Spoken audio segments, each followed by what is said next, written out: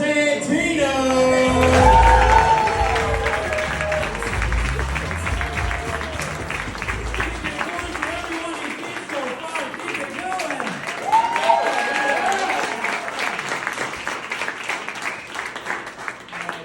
It's so good to be here. My name is Will Santino.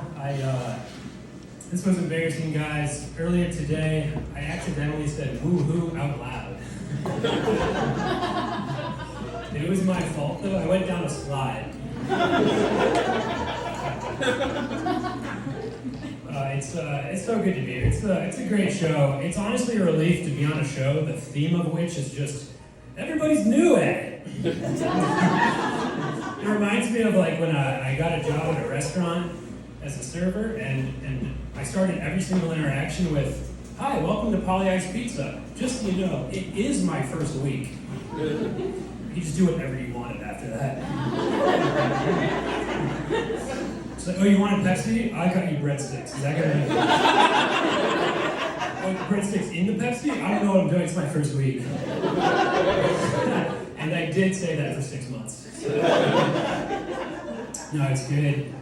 And it's seriously, because comedy is scary, as you can imagine. Like it's scary to get up on stage and try to make people laugh. It's a real high wire act, which is not when you get stoned and try slacklining for the first time, as I thought on the day I broke my arm. It's interesting. I'm new to comedy, and I'm still finding my voice. You know, I'm trying to figure it out. So if at any point during my act I suddenly seem totally different, that's what's happening. I'm just trying to figure stuff out. I'm going to do this voice. I don't know. I'm figuring it out. You know, I'm like, maybe I'm really high energy. I'm one of those guys who paces around. Oh, I'm gonna go somewhere where you don't expect. Look at that guy. I don't know. Maybe I'll sit down. Oh, what do you do for a job? No, it could be anything. Maybe I deliver everything deadpan, like that new Marvel movie. But it's an alright joke. But it is something that a lot of comics do when they start out, is they write impressions. So I've done that, and I thought I'd bring some for you here today. So I'm gonna do some impressions for you guys. Woo! So this is a whimsical gangster. "You keep changing your story, Flower.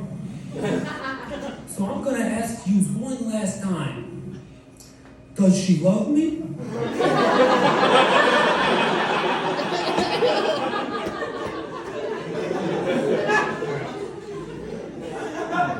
Let's see. All right, this is Johnny Appleseed on a first date. "Oh yeah, no, I've seen that show too." So like, how do you feel about apples?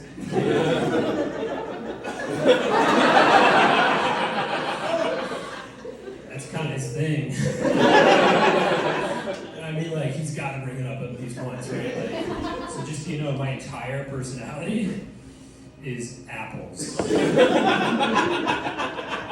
What if his date is like, "I don't like them"?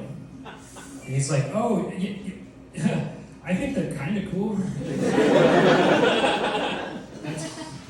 All right, so now I'm going to do some impressions, but I'm going to flip it. I'm going to do the impression, and then I'm going to tell you what it is.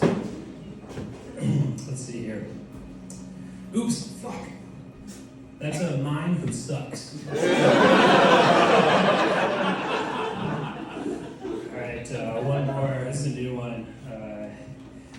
"Oh my God, Becky, how can you do this to me?" All right, so that's a guy who just inhaled a bunch of helium and then walked in on his wife cheating on him. Relatable humor, right? Okay, one more. In the hat, of course, in the hat. That's Dr. Seuss having a breakthrough.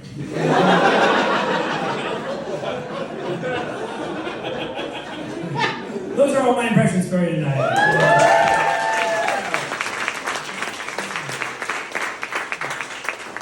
I like doing impressions because, like, starting stand-up comedy, I'm trying to figure out like, ooh, how do I pretend to be myself on stage? It's easier and more fun to just obviously be somebody else. I like doing voices, I like doing accents. Sometimes for fun, I'll think in an accent.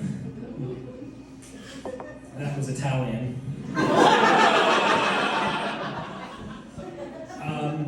It's probably because though, like both of my parents are folklorists, which, as you know, is apparently something you can be.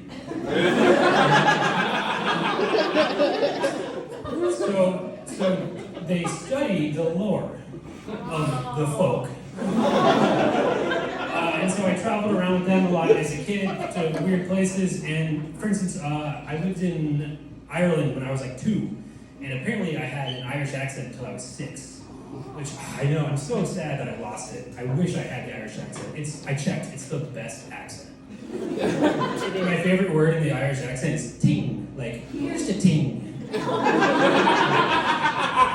But, so we came back from Ireland and I still had an Irish accent. And one time we were staying with some family friends and I woke the whole house up, just like rummaging through the kitchen at 4 a.m. And the parents came downstairs and were like, Will, what are you doing? And I was like, where's the fucking cereal? And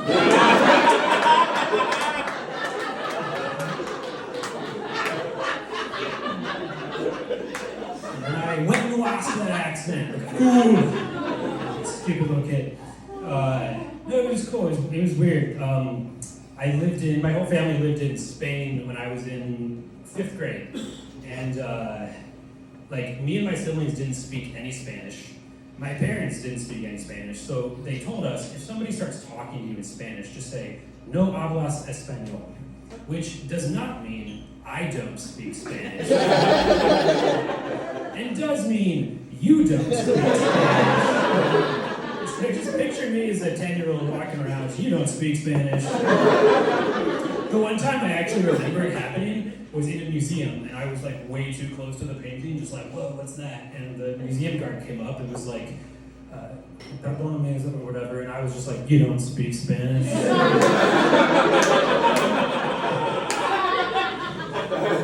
And the crazy part is, he's just like, all right.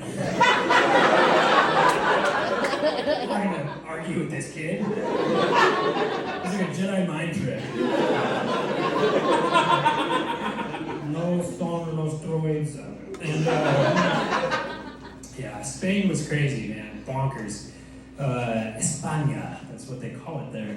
And they have bullfights? Have you heard of this? Have you guys heard of these bullfights they're having in Spain? If you like an underdog, if anybody here likes an underdog, check out bullfights. They're so unfair. If you go to a bullfight, look in the stands, all humans. Talk about home field advantage. I want to see a Matador win an away game. Like a pasture. 100 bulls in a circle. Oh man. So I'll end you on this story. When we were in Spain, my parents took us out to a restaurant on a Sunday, and they were playing a bullfight on the TV. And we sat down, went to our table, and what happened in the bullfight is, I'll put this into American terms, the bull scored a touchdown. And my older brother, who loves an underdog, went, woo! He cheered for the bull, and the whole place went completely quiet. And the manager comes over and he's like, look, I'm sorry, but we take this stuff really seriously here. And it's probably safer if you just leave. And my father was like, sir, you don't speak Spanish.